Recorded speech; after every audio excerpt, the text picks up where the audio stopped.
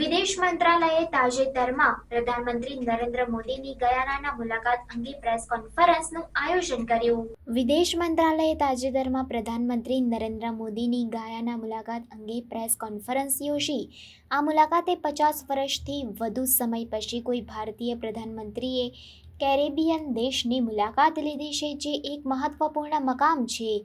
દ્વિપક્ષીય સંબંધોને મજબૂત બનાવવું. પ્રેસ કોન્ફરન્સ દરમિયાન MEAના અધિકારીઓએ પીએમ મોદીની મુલાકાતના મુખ્ય પરિણામોને હાઇલાઇટ કર્યા. પ્રધાનમંત્રીએ ગાયાના રાષ્ટ્રપતિ ડોક્ટર મોહમ્મદ ઇરફાન અલી સાથે વ્યાપક ચર્ચાઓ કરી, જેમાં રક્ષણ, વેપાર, આરોગ્ય અને ઇન્ફ્રાસ્ટ્રક્ચર સહિતના વિવિધ ક્ષેત્રોમાં દ્વિપક્ષીય સંબંધોને મજબૂત બનાવવાનો ફોકસ હતો. બંને નેતાઓએ હાઇડ્રોકાર્બન અને નવીનીકરણીય ઉર્જા જેવા ઉર્જા ક્ષેત્રમાં સહકારના મહત્વ પર ભાર મૂક્યો.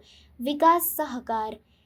MEAએ ગાયાનાના વિકાસકાંક્ષાઓને ટેકો આપવા માટે ભારતની પ્રતિબદ્ધતાને રેખાંકિત કરી. પીએમ મોદીએ વિસ્તરણવાદ વિરુદ્ધ ભારતની સ્થિતિ પુનરાવર્તિત કરી અને આંતરરાષ્ટ્રીય સંબંધોમાં વિશ્વાસ અને પારદર્શકતાના મહત્વ પર ભાર મૂક્યો. બંને નેતાઓએ પ્રાદેશિક અને વૈશ્વિક મુદ્દાઓ પર ચર્ચા કરી અને હવામાન પરિવર્તનનો સામનો કરવા માટે સહકાર વધારવા પર સહમતિ વ્યક્ત કરી. સાંસ્કૃતિક અને લોકોથી લોકો સંબંધો.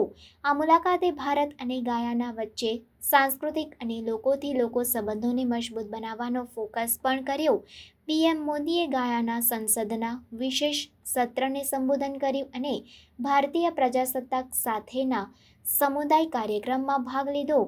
MEAએ નોંધ્યું કે મુલાકાત દરમિયાન પરસ્પર રસના વિવિધ ક્ષેત્રોને આવરી લેતા 10 મેમોરેન્ડમ ઓફ અન્ડરસ્ટેન્ડિંગ MOUs પર હસ્તાક્ષર કરવામાં આવ્યા. ભવિષ્યના દ્રષ્ટિકોણ. આગામી વર્ષોમાં બંને દેશોએ તેમની ભાગીદારીને વધુ મજબૂત બનાવવા માટે નિયમિત રીતે ઉચ્ચ-સ્તરીય બેઠક યોજવા પર સહમતિ વ્યક્ત કરી છે. MEAએ ભારત-ગાયાના સંબંધોના ભવિષ્ય વિશે આશાવાદ વ્યક્ત કર્યો. વિવિધ ક્ષેત્રોમાં વધારાના સહકારની સંભાવનાઓને હાઇલાઇટ કરી. East to make his opening remarks, sir. Thank you, Randhir, and a very good afternoon to all of you.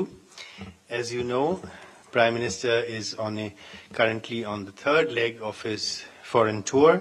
He's paying a state visit to Guyana.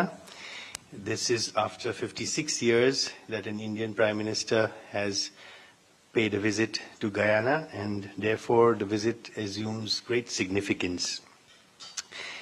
India-Guyana relations have been marked by a significant uptick in the last year and a half or so, with several high-level visits, and the present visit, we have no doubt, will really set the stage for a far more broad and deep relationship between the two countries.